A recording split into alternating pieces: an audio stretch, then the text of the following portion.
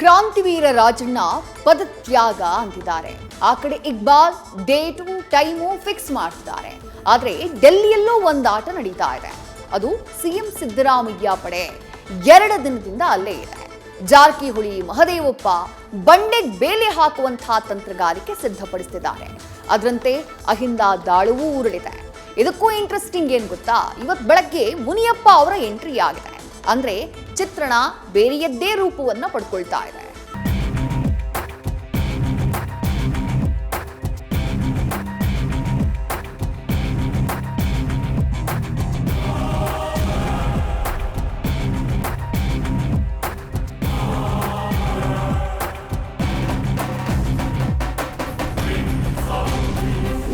ಇಬ್ಬರು ಬಲಾಢ್ಯರ ನಡುವಿನ ಸಿಂಹಾಸನ ಕಾಳಗ ಸಂಧಾನ ಸಾಧ್ಯವಾಗಿಸ್ತಾ ಇದೆ. ವಿರಾಮ ಅನ್ನೋ ಪದವು ಪುಟದಲ್ಲಿ ಮಡಚಿ ಬಿದ್ದಿದೆ. ಅತ್ತ ಹೈಕಮಾಂಡ್ ನಿರ್ಧಾರ ಕೈಗೊಳ್ಳದೆ ಒಂದ್ ರೀತಿ ಉಭಯ ಸಂಕಟದಲ್ಲಿ ಸಿಲುಕಿ ವಿಲವಿಲ ಅಂತ ಇದೆ. ಒಬ್ರು ಬೆಂಕಿ, ಇನ್ನೊಬ್ರು ಬಿರುಗಾಳಿ, ಎಲ್ಲೇ ಮುಟ್ಟಿದ್ರು ಪಕ್ಷಕ್ಕೆ ಲಾಸು. ಹೀಗಾಗಿ ಹೈಕಮಾಂಡ್ ಸಮಯದ ಗೊಂಬೆಯನ್ನೇ ಓಟಕ್ಕೆ ನಿಲ್ಲಿಸಿ ಕಣ್ಣಾಮುಚ್ಚಾಲಿ ಆಡ್ತಾ ಇದೆ.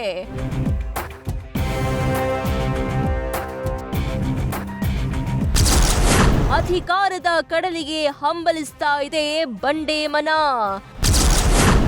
ಪಟ್ಟದ ಕನಸಿಗೆ ವಿಘ್ನ ತರಲು ಸಿಎಂ ಪಡೆ ರಣತಂತ್ರ. ಅಧಿಕಾರದ ಪಟ್ಟದ ಬೆಂಕಿಯಲ್ಲಿ ಕೈ ಸಾಮ್ರಾಜ್ಯವೇ ಅಲ್ಲಾಡ್ತಾ ಇದೆ.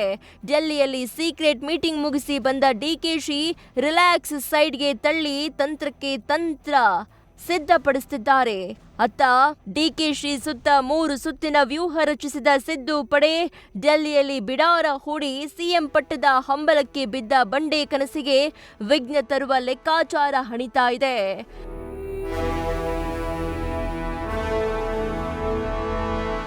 ಹೌದು, ಸಿಎಂ ಗಾದಿಗಾಗಿ ಡಿಸಿಎಂ ಕಸರತ್ತು ನಡೆಸ್ತಾ ಇರೋ ಬೆನ್ನಲ್ಲೇ ಡೆಲ್ಲಿ ಕ್ಯಾಪಿಟಲ್ಸ್ನಲ್ಲಿ ಸಿಎಂ ಪರ ಭರ್ಜರಿ ಬ್ಯಾಟಿಂಗ್ ಆರಂಭವಾಗಿದೆ.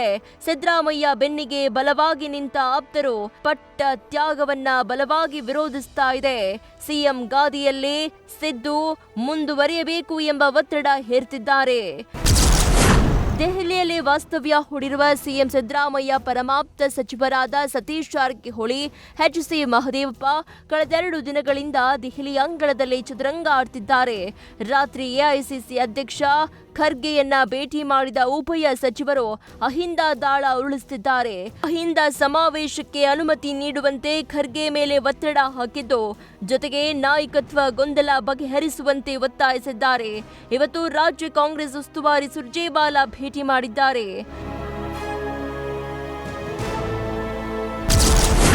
ರಾಜ್ಯದಲ್ಲಿನ ನಾಯಕತ್ವ ಗೊಂದಲ, ಸಂಪುಟ ಸರ್ಕಸ್, ಕುತೂಹಲ ಮೂಡಿಸಿದ ಸಚಿವ ಎಚ್.ಕೆ. ಮುನಿಯಪ್ಪ ನಡೆ.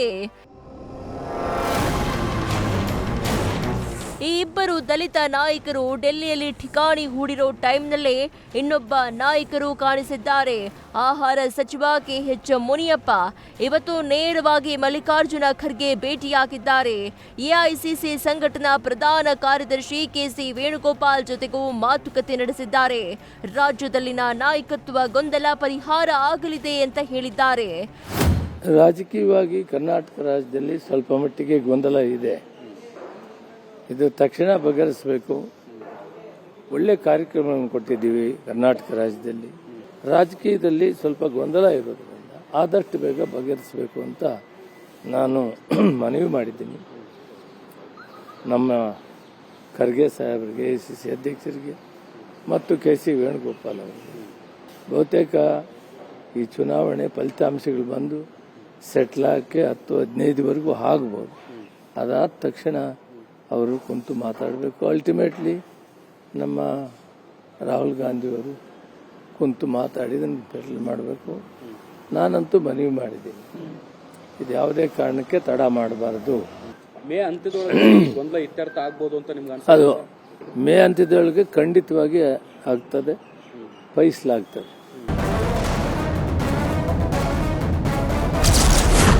ರಾಜ್ಯ ಕಾಂಗ್ರೆಸ್ನಲ್ಲಿ ಧುರಂಧರ್ ಪಾರ್ಟ್ 2 ಆರಂಭ. ಡೆಲ್ಲಿಯಲ್ಲೇ ಕಾಲ ಕಳೆಯಿರಿ, ಆರ್ ಅಶೋಕ್ ಕಿಡಿಕಿಡಿ.